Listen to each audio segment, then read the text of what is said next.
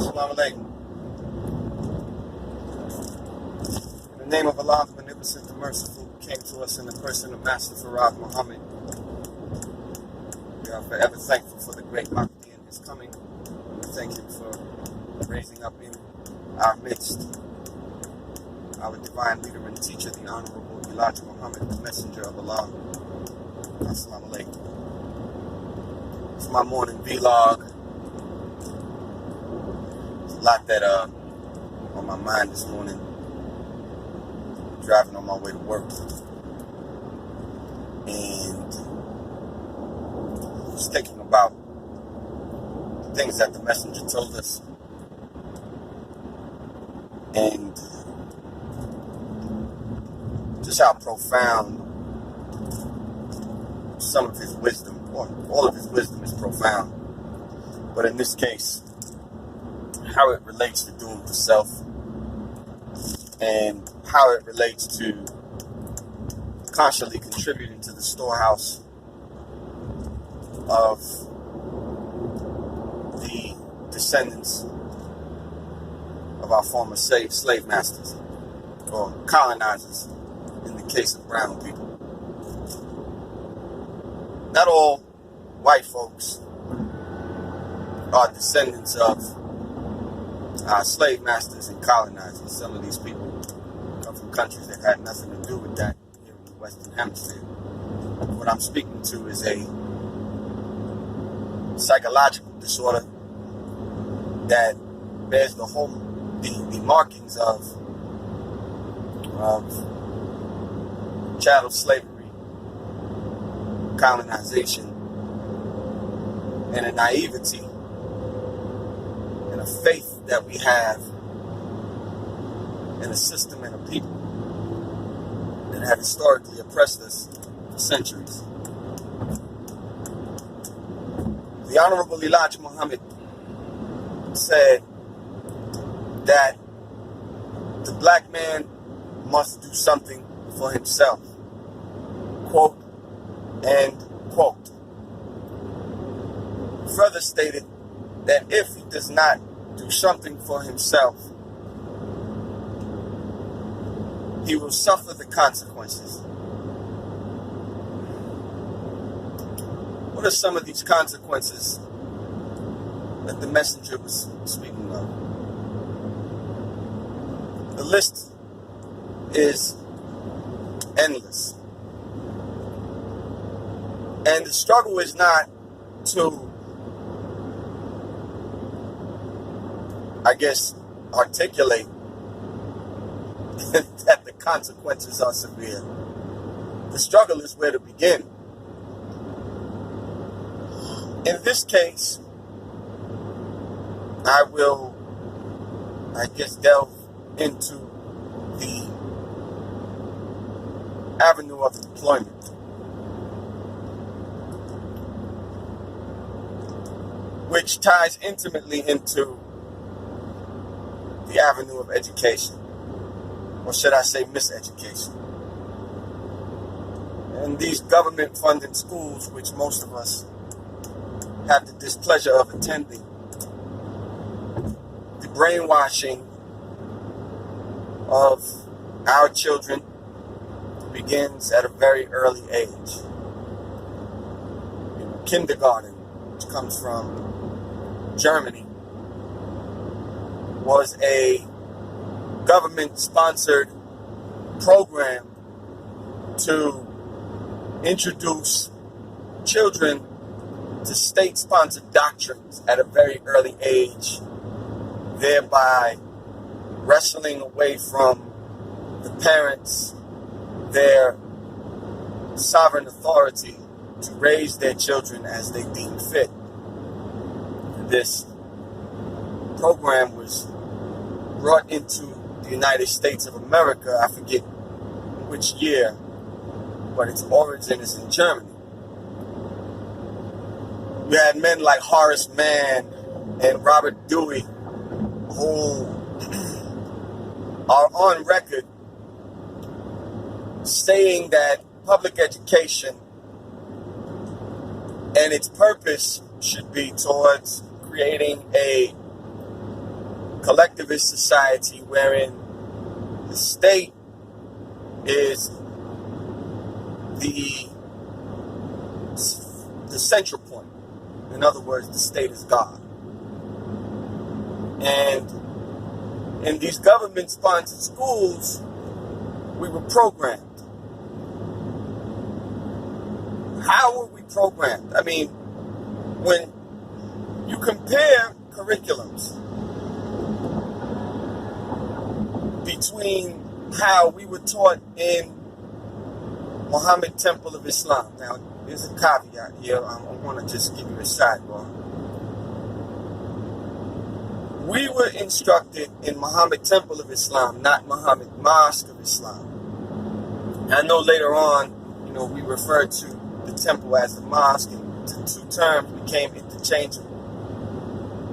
But originally, the concept was that the temple is a place of learning. The mosque is a place of prayer.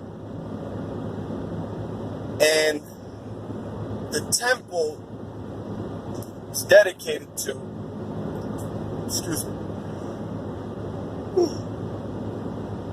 the temple was dedicated to the re-education of the descendants of slaves in America to prepare the descendants of slaves for future rulership. So the term temple is more appropriate to the mission and the function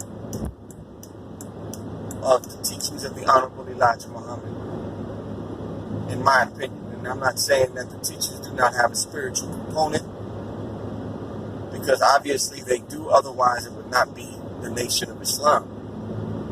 Islam is a spiritual discipline.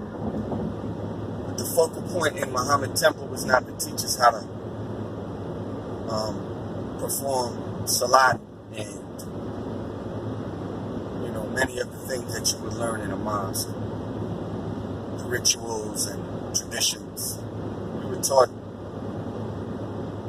the principles that undergird the rituals, and the teaching was designed to get us up fast, get us doing something for ourselves in order to prevent the consequences of an impending doom that Allah had deemed was coming to the Western Hemisphere. So, getting back to my original point, what is the difference between the two curriculums?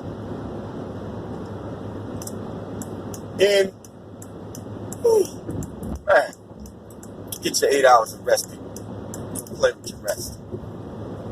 In Muhammad Temple of Islam, we were taught a very classical styled version of learning. And classical learning,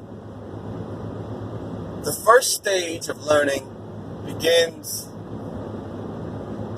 around the age of 3 to about the age of 10 to 11. And in classical learning, one begins in the first stage is rote memory, where the student has to memorize a bunch of facts and commit them to memory and recite them. And in the second stage of learning, the student learns rational thinking, logic, the difference between inductive arguments, deductive arguments, what is a fallacy of logic, etc., etc. These two phases of learning you will find in the first portion of our Supreme Wisdom lessons and in the problem book, where we are taught to think mathematically. The third phase of learning, the second phase of learning usually takes place between the ages of 11 to the age of 13 or 14. And then the final stage of learning, which is after 14 to about the age of 17, which is debate, where ideas clash against one another and one is taught how to discern truth. So, in other words, classical learning is designed to teach people how to be independent thinkers. And I remember years ago when Dr. Wesley Muhammad was going around debating, people in the mosque were saying, officials in the mosque were saying things like, we don't debate, we're not supposed to be debating, blah, blah, blah, etc., which to me is absolutely preposterous. And only a people that were looking to make slaves of men would discourage the practice of debate. The contrast classical learning with what you receive in public education. Public education does not teach logic, reasoning, doesn't teach debate. At least it doesn't in the inner city. I don't know what they do in the suburbs, I'm sure. They have a better quality of education, more affluent the school district is. But by and large, among black and brown people, or better stated, Asiatics in America, the quality of our education does not involve debate, rational, barely even get past broke. So even the most stellar education in public education